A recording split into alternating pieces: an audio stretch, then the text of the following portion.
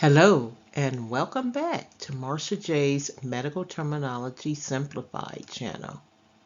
I know it's been several weeks, but as promised, today we're going to continue discussing the cardiovascular system.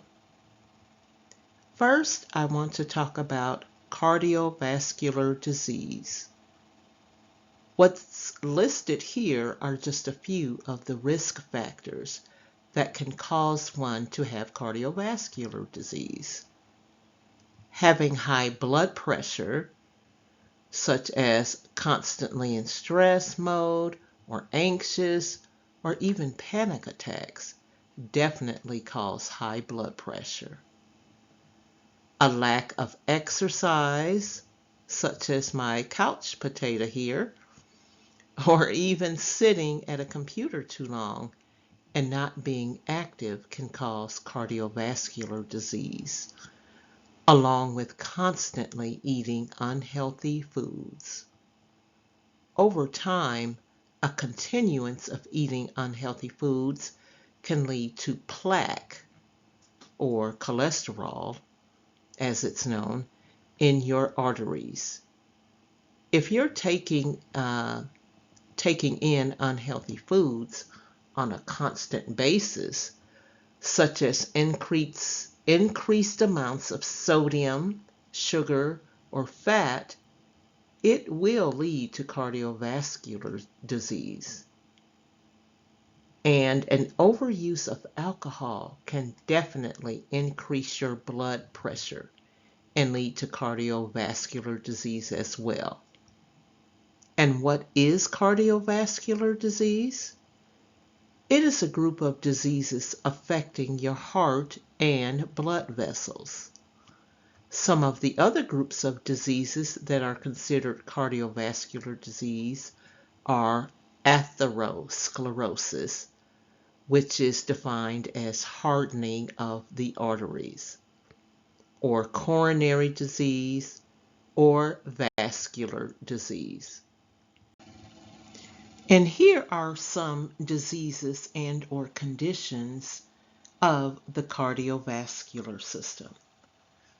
There are many different kinds of conditions, diseases, issues, but I've just have listed here just a few of those conditions, like endocarditis. So we now know that the suffix itis means inflammation. So the definition for endocarditis is inflammation of the inner lining of the heart or its heart valves. Next term is embolism. Embolism, you may hear in seeing patient charts or listening to a doctor. You may hear pulmonary embolism, but there's different types of embolism. And the definition for embolism is that it's a sudden obstruction of a blood vessel by debris. And that can either be a blood clot that's obstructing, cholesterol, which contains plaque that's obstructing, masses of bacteria, cancer cells, anything that's obstructing a blood vessel. The next term, it is called bruit. It is pronounced bruit. And bruit is an abnormal sound made when blood rushes through a partly blocked blood vessel. It's a periodic hissing or whooshing sound. So again, when seeing patient records and you're familiar with a patient's medical record, and in the physical exam, the doctor may say, no bruit sounds heard, which is a good thing because again, it means that the doctor is listening to your heart with the stethoscope, and if there is a bruit, he will hear with his stethoscope, he'll hear a hissing or a whooshing sound. but if there are no bruits, that's a good sign. The next term is called syncope, and the layman's term for the word syncope means fainting. So the full definition of syncope is partial or complete loss of consciousness, usually caused by a decreased supply of blood to the brain. And the next term, deep vein thrombosis, better known in the medical abbreviated term as a DVT. And deep vein thrombosis is defined as a blood clot that forms in the deep veins of the body, especially in the legs or the thighs. Or you may hear a physician or clinician say deep venous thrombosis, which means the same as deep vein thrombosis. Some of the classification of drugs, what they're used for, and their generic and/or trade names are notated here. The first classification of a cardiovascular medication is called an angiotensin converting enzyme inhibitor, or better known as an ACE inhibitor.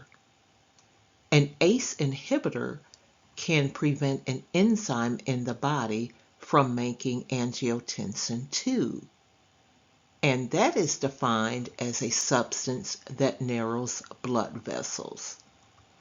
So a couple of medications, generic and or trade names for an ACE inhibitor, which, by the way, the use of an ACE inhibitor is to lower a person's blood pressure.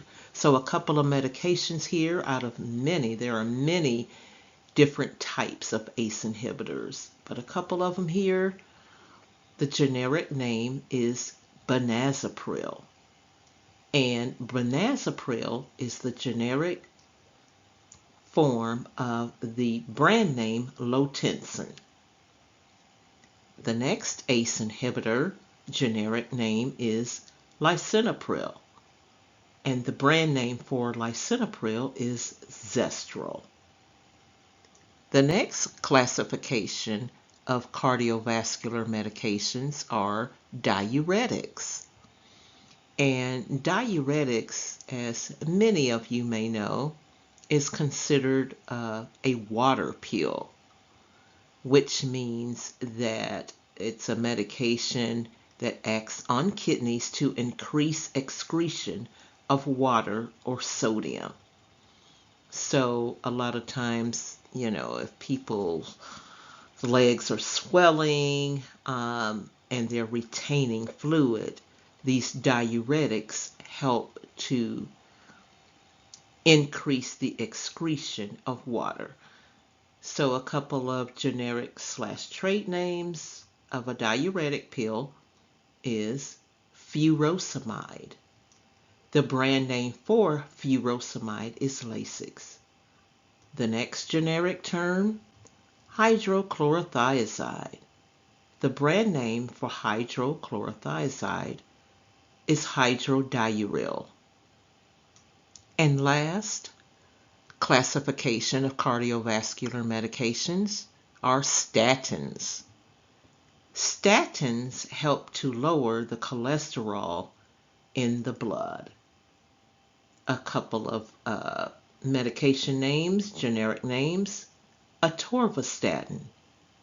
It is pronounced atorvastatin, and the brand name for atorvastatin is Lipitor.